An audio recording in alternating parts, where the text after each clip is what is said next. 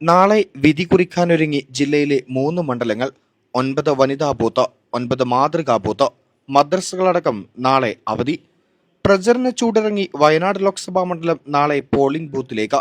മണ്ഡലത്തിന്റെ ഭാഗമായ ജില്ലയിലെ 3 നിയമസഭാ മണ്ഡലങ്ങളിലും ഒരുക്കങ്ങളും സുരക്ഷാ ക്രമീകരണങ്ങളും പൂർത്തിയായതായി ജില്ലാ തെരഞ്ഞെടുപ്പ് ഓഫീസർ കൂടിയായ കളക്ടർ വി.ആർ. വിനോദ്, ജില്ലാ പോലീസ് മേധാവി ആർ. വിശ്വനാഥ് എന്നിവർ പറഞ്ഞു.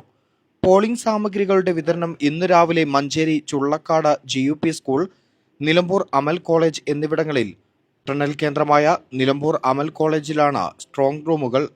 23-നാണ് വോട്ടെണ്ണൽ. 9 വനിതാ ബൂത്തും 9 മാതൃകാ ബൂത്തുമുണ്ട്. വനിതാ ഓഫീസർമാരുടെ മാത്രം മേൽനോട്ടത്തിൽ 9 പോളിംഗ് സ്റ്റേഷനുകൾ പ്രവർത്തിക്കും. 9 മാതൃകാ പോളിംഗ് ബൂത്തുകളും സജ്ജീകരിച്ചിട്ടുണ്ട്.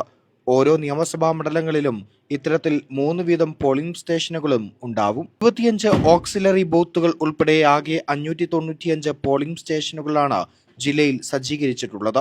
16 മേഖലകളിലായി 26 പ്രശ്നസാധ്യതാ ബൂത്തുകളാണുള്ളത്. ഇവിടങ്ങളിൽ അധിക സുരക്ഷ ഒരുക്കും. ഏറനാട്ട് 5-ഉം നിലമ്പൂരിൽ 10-യും വണ്ടൂരിൽ 4-ഉം പ്രശ്നസാധ്യതാ ബൂത്തുകളാണുള്ളത്. ഉപതെരഞ്ഞെടുപ്പ് ദിവസമായ നാളെ ഏറനാട്, വണ്ടൂർ, നിലമ്പൂർ നിയോജക മണ്ഡലം പരിധിയിലുള്ള എല്ലാ സർക്കാർ പൊതുമേഖലാ സ്ഥാപനങ്ങൾക്കും വിദ്യാഭ്യാസ സ്ഥാപനങ്ങൾക്കും സർക്കാർ പൊതു അവധി പ്രഖ്യാപിച്ചു. മദ്രസകൾക്കും അവധിയാണ്. നെഗോഷ്യബിൾ ഇൻസ്ട്രുമെന്റ് ആക്ട് പ്രകാരവും ഈ മണ്ഡലങ്ങളിൽ അന്ന് അവധിയായിരിക്കും. എല്ലാ സ്വകാര്യ വാണിജ്യ വ്യവസായ സ്ഥാപനങ്ങളും മറ്റു സ്വകാര്യ സ്ഥാപനങ്ങളും ജീവനക്കാർക്ക് ശമ്പളത്തോടു കൂടിയ അവധി നൽകണം.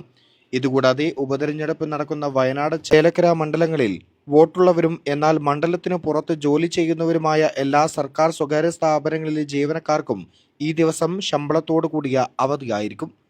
News thread 24 news desk.